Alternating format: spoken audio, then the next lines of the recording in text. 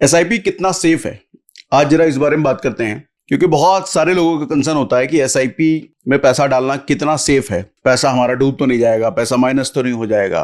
तो आज इसी पर बात करते हैं। देखो, पहले एक चीज ये समझो कि एसआईपी का जन्म क्यों हुआ। कोई चीज का आप उसका आगे का समझने से पहले अगर ये समझ गए ना एसआईपी आया क्यों पिक्चर में, तो आगे समझना आसान हो जाएगा। पहले के टाइम पे क्या होता था, एफडी चलता था इन्वेस्टमेंट के नाम पे, आज भी चलता है, लेकिन अभी भी आप देखोगे गाँव में या छोटे शहरों में ना एफडी या recurring deposit, fix deposit. Recurring और फिक्स क्या होता है, अगर हर महीने आपको बैंक में थोड़ा थोड़ा पैसा डालना है, 1,000 रुपये महीना, 2,000 रुपये महीना, कुछ भी, उसको रिकरिंग डिपॉजिट कहते हैं। एक बार आपके पास कहीं से मोटा पैसा आया, लाख, 10 लाख, 20 लाख रुपए, उसको बैंक में फिक्स करना है, उसको बोलते हैं फिक्स डिपॉजिट। तो लोग ज्यादातर रिकरिंग डिपॉजिट करते थे या फिर फिक्स डिपॉजिट करते थे। उसके अलावा पहले क्या, अभी भी लोगों को 90% लोगों को बैंक की दुनिया से बाहर लोग निकले ही नहीं है, ये रियलिटी है। छोटे गांव में अगर जाओ तो शहरों का तो हिसाब बदल गया है। शहरों का तो हिसाब ये आ गया है कि आज के समय में बैंक खाली होते जा रहे हैं। ये आरबीआई के गवर्नर का भी स्टेटमेंट है और बहुत सारे डेटा भी ये कह रहे हैं कि बैंक से पैसा निकल निकल के म्यूचुअल फंड में जा रहा है, स्टॉक मार्केट में जा रहा है। तो बैंक के पास जो पैसा हुआ करता था वो घटता चला जा रहा है और बैंक के लिए बड़ी चिंता की बात है। ये बड़े शहरों की बात है, लेकिन छोटे शहर या गांव की बात करें तो अभी भी उनका बिलीफ बैंक के अंदर एफडी और रिकरिंग डिपॉजिट पर ही सबसे ज्यादा है। तो पहले का समय शहरों में भी यही होता था, ज्यादातर लोग बैंकों में ही जाते थे इन्वेस्टमेंट करने के लिए, और कुछ छोटे मोटे हिस्से लोग बच गए तो ईपीएफ में पैसा अलग से डाल दिया। जो कॉर्पोरेट है उनका तो खैर कटता ही है, कटता ही था अभी भी। कुछ लोग पोस्ट ऑफिस में डाल दिया, कुछ इधर उधर की सरकारी स्कीम में डाल दिया, लेकिन ज्यादातर लोगों का प्रेफरेंस या तो सरकारी स्कीम होता था या फिर बैंक होता था। अब ऐसे में कोविड के बाद स्टॉक मार्केट अचानक से लोगों की नजर में आया। इसका बड़ा कारण मैं यूट्यूब भी कह सकता हूं, सोशल मीडिया भी कह सकता हूं कि सोशल मीडिया पर बहुत सारे लोगों ने बात करना शुरू किया।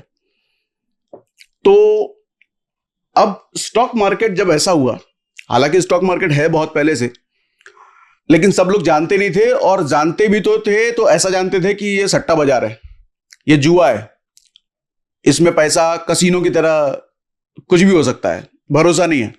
लेकिन रियलिटी अब लोगों को समझ में आई। तो समस्या ये थी कि भैया जो बैंकों में आपको रिटर्न मिलता है या किसी सरकारी स्कीम में मिलता है वो 6%, 7% का मिलता था और अभी भी वही मिलता है। अब दिक्कत यह है कि जिस हिसाब से भारत में महंगाई बढ़ रही है वो भी 6%, 7% ही है। कुछ जगहों पे अगर आप जाओ मेडिकल में तो 15% हर साल महंगाई बढ़ जाती है। आप अगर खाने के तेल की बात करो तो 10% लगभग महंगाई है। कुछ जगहों पे 4% भी है, कुछ जगहों पे 3% भी है। तो ऑन एन एवरेज देखा गया तो 6-7% तो महंगाई भी बढ़ रही है। यानी कि बैंक से आपको जितना रिटर्न मिल रहा है या किसी सरकारी स्कीम में जितना रिटर्न मिलता है उस उतने के बराबर तो महंगाई बढ़ जा रही है। तो हमारा बढ़ा हुआ पैसा तो महंगाई खा जा रही है, तो हमारे को रिटर्न क्या मिला? कुछ भी नहीं, जीरो। ये समझ लो कि आपका ही पैसा आपको 10 साल बाद, 15 साल बाद, 20 साल बाद, जितने भी टाइम के लिए आपने छोड़ा, आपका ही पैसा आपको वापस मिलता है। बस बढ़ा हुआ पैसा आपको दिखता है कि भैया हमने 10 लाख डाला तो 15 लाख होकर के जो मिला है, लेकिन 15 लाख नहीं हुआ, वो है 10 ही लाख उसकी औकात। क्योंकि जो एक्स्ट्रा 5 लाख आपको मिला है ना सर, एक्स्ट्रा 5 लाख की महंगाई भी बढ़ चुकी है। यानी कि कल को आप जो चीज 100 रुपए में खरीद पा रहे थे, आज उसी चीज को खरीदने के लिए आपको 150 पे करना पड़ रहा है। तो 50% तो वहां महंगाई बढ़ गई ना। लंबे समय की बात कर रहा हूं, एक साल में 50% नहीं बढ़ता। तो फिर सॉल्यूशन क्या है? सॉल्यूशन निकल के आया भैया शेयर मार्केट। शेयर मार्केट में अगर पैसा डालो तो 6-7% क्या, 10%, 20%, 50%, हजार % का रिटर्न भी लोगों ने लिया। ये लोगों ने, कुछ लोगों को देखा, कुछ लोगों को सुना, ये चीज समझ में आई। अब ये है कि भैया स्टॉक मार्केट में कहां जाए, कौन सी कंपनी में पैसा डालें? इसके अपोजिट भी सच है कि भैया पैसा जीरो भी हो जाएगा। आपका लाख रुपए जीरो भी हो सकता है, खत्म भी हो सकता है। तो जितना बढ़ने की पॉसिबिलिटी है उतना घटने की भी पॉसिबिलिटी है। और एक आम आदमी को पैसे पर अपने रिस्क नहीं चाहिए। कम बढ़े चलेगा, लेकिन पैसा मेरा खत्म नहीं होना चाहिए, पैसा रिस्क पर नहीं होना चाहिए। तो क्या करें भैया, स्टॉक में कैसे कैसे पैसा डालें, शेयर मार्केट में कैसे पैसा डालें? तो कुछ कंपनीज ने समाधान निकाला। समाधान ये है कि एक आम आदमी को अगर किस स्टॉक में पैसा डालें ये नहीं पता, किस शेयर में पैसा डालें ये नहीं पता, फिर भी एक आम आदमी स्टॉक मार्केट में इन्वेस्ट कर सकता है through mutual fund, through SIP. क्या होता है म्यूचुअल फंड, थोड़ा आसान भाषा में समझाता हूं। हम सब मिडिल क्लास के लोग हैं, हम सब के घर में गुल्लक होता था, आज भी होता होगा, आप लोग के होता है गुल्लक? तो गुल्लक में क्या होता है, कभी पापा 10 रुपए डाल दिए, कभी मम्मी 5 रुपए डाल दिए, कभी भाई 2 रुपए डाल दिया, कभी बहन ने 5 रुपए 10 रुपए डाल दिए, कभी हमने डाल दिया। तो पूरा परिवार मिलकर के कुछ ना कुछ डालता रहता है। और जब घर में कोई मुसीबत या कोई बड़ी जरूरत आती है तो उस गुल्लक को फोड़ करके उस पैसे को इस्तेमाल किया जाता है। यानी कि एक घर में अगर 5 लोग हैं तो उन 5 लोगों ने मिल करके उस गुल्लक में पैसा डाला है। ऐसे ही म्यूचुअल फंड पूरे जब देश के लेवल पे हो रहा है तो पूरे देश के लोग मिलकर के कुछ ना कुछ पैसा उसमें डालते हैं। पूरे देश के लोग मतलब जो लोग म्यूचुअल फंड में इन्वेस्ट करते हैं, कोई 1000 रुपये महीना डाल रहा है, कोई 5000 रुपये महीना डाल रहा है, कोई 50,000 महीना डाल रहा है, तो कोई 500 रुपये महीना डाल रहा है। हर तरह के लोग अपनी अपनी कैपेसिटी के हिसाब से डाल रहे हैं। तो ये जो म्यूचुअल फंड है उसी गुल्लक की तरह हो गया जहां पूरे देश के लोग पैसा डाल रहे हैं। अब इस पैसे का क्या किया जा रहा है, ये पैसा ग्रो कैसे करेगा, ये पैसा हमें ज्यादा रिटर्न कैसे देगा? हाँ, तो इस पैसे को मैनेज करने के लिए कुछ एक्सपर्ट्स बैठे हैं शेयर मार्केट के। हम और आप शेयर मार्केट के एक्सपर्ट तो है नहीं, लेकिन कुछ लोग तो है ना शेयर मार्केट, जिनके सालों का तजुर्बा शेयर मार्केट में ही है। उनको शेयर की परख है, किस तरह के शेयर में मैं ज्यादा रिटर्न ले सकता हूं, वहां वो उस पैसे को इन्वेस्ट करते हैं। तो वो क्या करते हैं, आपका और हमारा मतलब हम सबका पैसा जो उस म्यूचुअल फंड में डला गया है, ये समझो उस गुल्लक में डला गया है। गुल्लक में कुछ हजार होते थे, कुछ लाख होते थे, यहां कई हजार करोड़ होता है। आज के समय की बात करूं तो आज का समय हर महीना लगभग 20,000 करोड़, कितना मैंने बोला, लगभग 20,000 करोड़ हर महीने म्यूचुअल फंड में पैसा डलता है। और कौन डालने वाले लोग हैं? हम और आप जैसे लोग। तो अब हो क्या रहा है, जो म्यूचुअल फंड में पैसा डल रहा है, वो जो एक्सपर्ट बैठे हैं, वो एक्सपर्ट कुछ शेयर को चुनते हैं अपने हिसाब से और वहां पैसा डालते हैं। अब वो शेयर जैसे जैसे ग्रो करता है, उनकी प्राइसिंग जैसे जैसे बढ़ती है, उन शेयर में बढ़त आती है, तरक्की आती है, कभी 10%, कभी 12%, कभी 20%। तो उसी हिसाब से हमें साफ साफ दिखता है कि मेरा पैसा उसी हिसाब से बढ़ रहा है। ठीक है, यानी कि एक चीज समझिएगा, अगर आप पूछते हैं या हम पूछते हैं कि कितना रिस्क है, तो सर हम और आप डायरेक्टली शेयर मार्केट में पैसा नहीं लगा रहे। डायरेक्टली हमारा पैसा जा शेयर मार्केट में रहा है, लेकिन हम और आप शेयर चुन नहीं रहे हैं।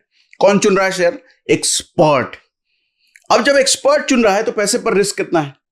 घट जाता है। सर ऐसे एक्सपर्ट को आप अगर हायर करोगे तो शायद लाखों रुपए महीने की सैलरी देनी पड़ेगी। अब आप कहोगे 500 रुपया महीना का एसआईपी करना है और लाखों रुपए उसके लिए सैलरी देंगे, कहां की समझदारी है? नहीं ना, नहीं करोगे ना। लेकिन वो कई लाखों की सैलरी पे बैठा है, म्यूचुअल फंड वाली कंपनी ने रखा है उसको इसी के लिए। तो एक्सपर्ट है सच में ना। अच्छा, अगर वो हम सबका पैसा खराब करेगा तो उस म्यूचुअल फंड वाली कंपनी का नाम खराब होगा ना।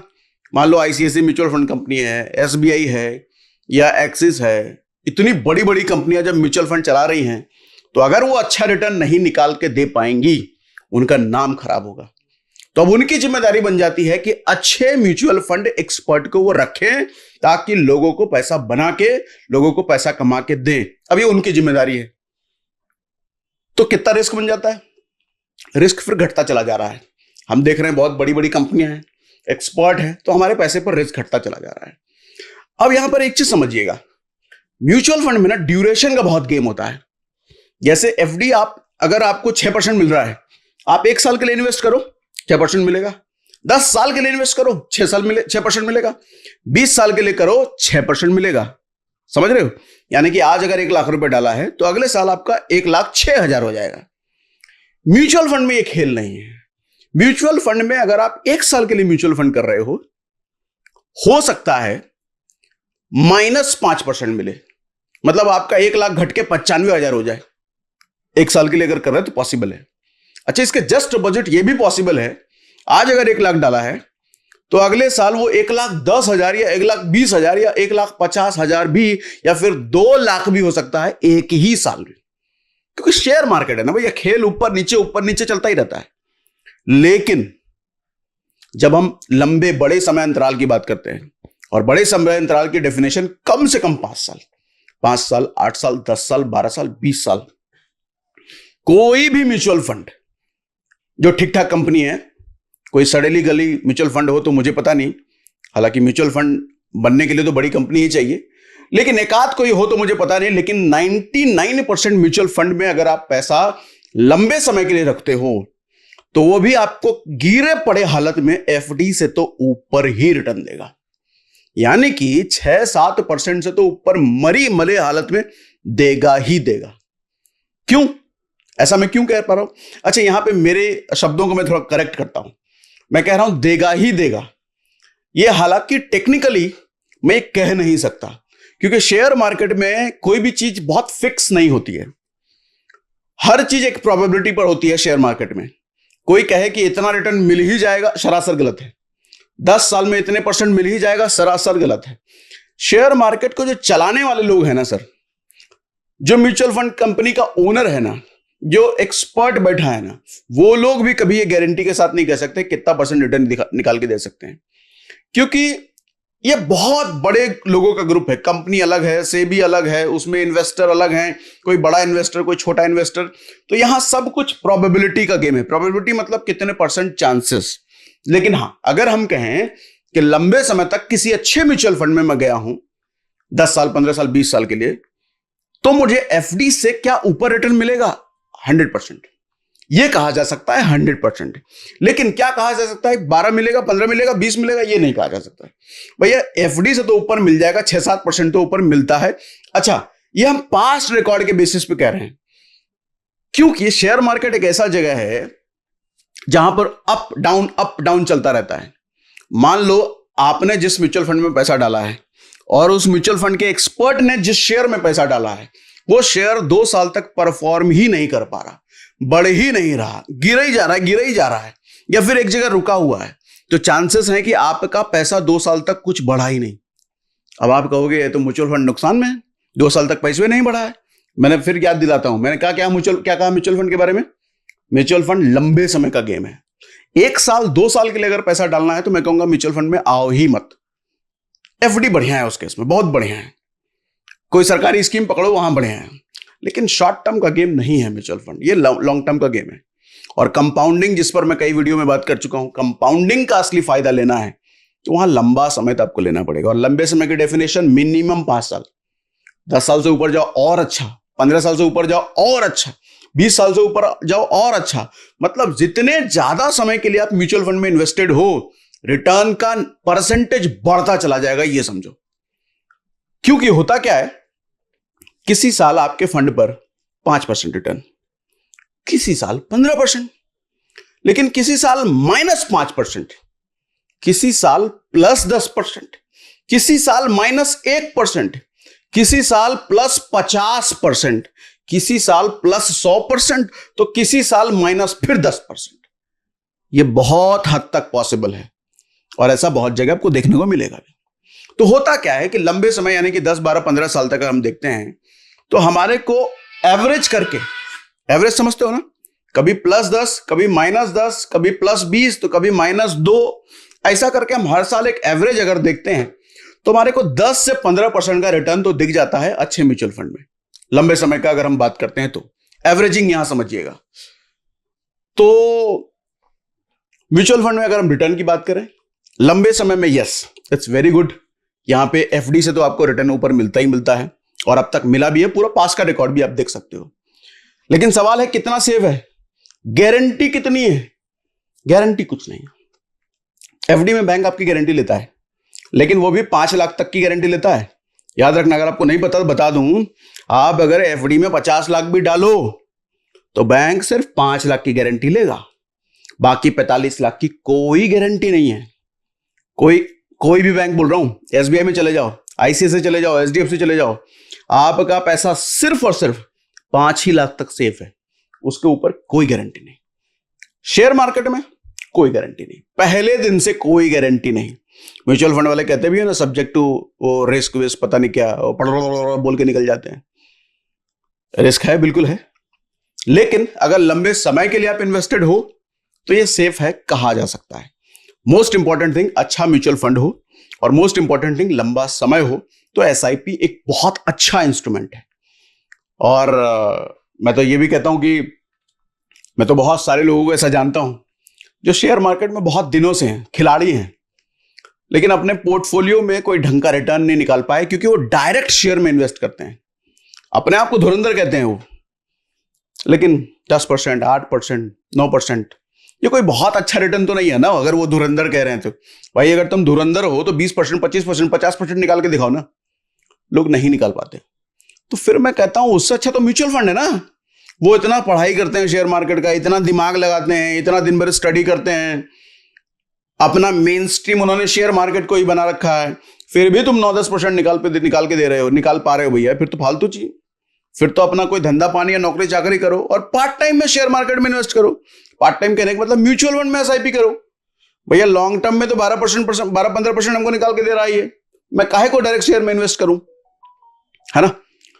तो अगर आप नए हो, स्टॉक मार्केट में इन्वेस्ट करना है, तो एसआईपी बहुत अच्छा वेपन है, बहुत अच्छा टूल है। म्यूचुअल फंड बहुत अच्छा टूल है, लेकिन फिर कहता हूं लंबा समय, और लंबे समय की डेफिनेशन मिनिमम 5 साल। उससे कम के लिए आते हो तो एफडी बहुत अच्छा है, या सरकारी कोई स्कीम बहुत अच्छा है जो 5 साल के आपको निकालने का मौका देती है। तो इसीलिए कि ये शॉर्ट वीडियो मैंने सोचा, बहुत कमेंट आते हैं कितना सेफ है, पैसा हमारा डूब तो नहीं जाएगा, तो मैंने सोचा शॉर्ट में इस बात का आंसर दे दिया जाए। बाकी अभी भी कोई सवाल बचता है एसआईपी से रिलेटेड, तो कमेंट, आपको पता है कि मैं आपके सारे कमेंट पढ़ता हूं, रिप्लाई भले नहीं कर पाता लेकिन पढ़ता सारे कमेंट हूं। तो कमेंट बॉक्स में अपने सवाल जरूर लिख सकते हैं। आने वाले किसी न किसी सेशन में, किसी न किसी वीडियो में आपके सवाल का आंसर जरूर मैं दे दूंगा।